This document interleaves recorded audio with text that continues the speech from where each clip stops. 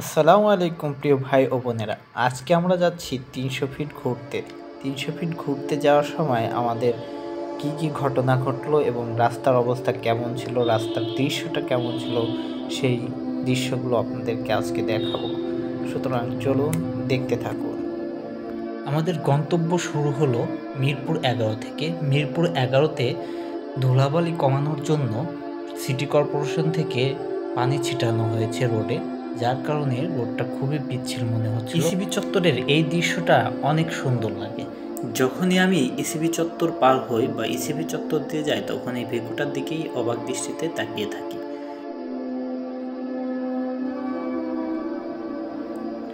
Flyover দিয়ে যাওয়ার সময় এই দৃশ্যটাও অনেক ভালো লাগে। যারা এখান দিয়ে যাতায়াত করেন তারা হয়তো অনেকেই দেখেছেন।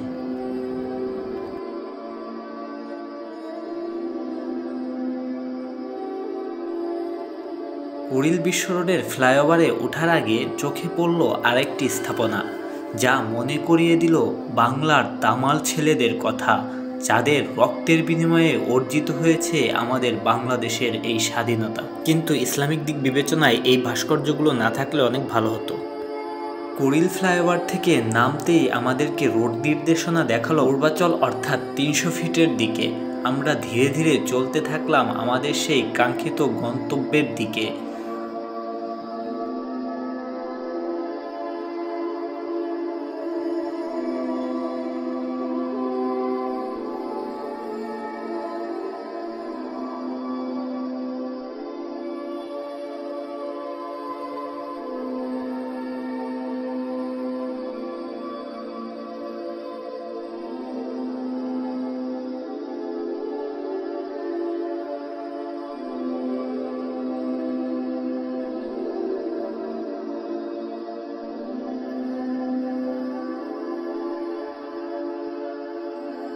এমন রোড দিয়ে বাইক রাইড করলে কেমন যে অনুভূতি হয়, যারা এ রোড দিয়ে বাইক রাইড করেছে শুধু তারাই বলতে পারবে এই অনুভূতি।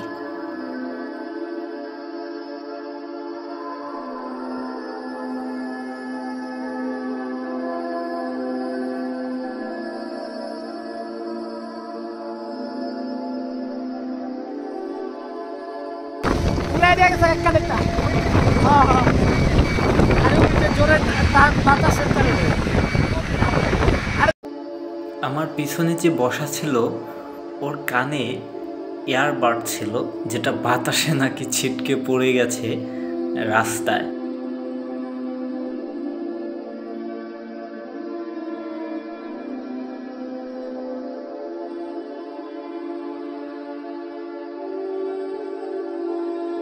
অবশেষে আমরা আমাদের গন্তব্যস্থলে চলে আসলাম। এসে দেখি কিছু ভাই ক্যামেরা হাতে দাঁড়িয়ে আছে। আমাদেরকে জিজ্ঞাসা করলো, ভাইয়া আপনারা কি ছবি তুলবেন? আমরা তাদের সাথে দরদাম হাঁকিয়ে ছবি তুলতে রাজি হয়ে গেলাম এবং কিছু ছবিও তুললাম।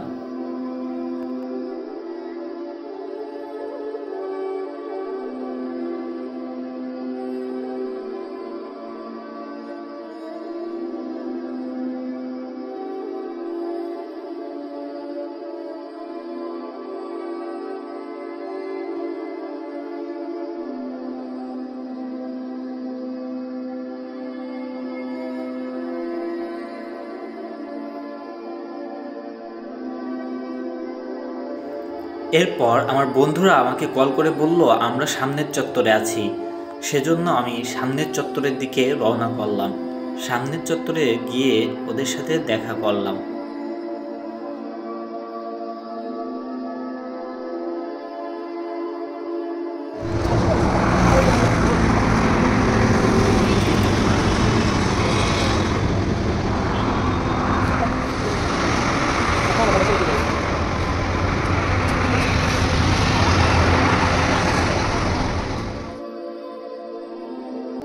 ওদের সাথে দেখা হওয়ার পর আমি বাসার দিকে রওনা করলাম।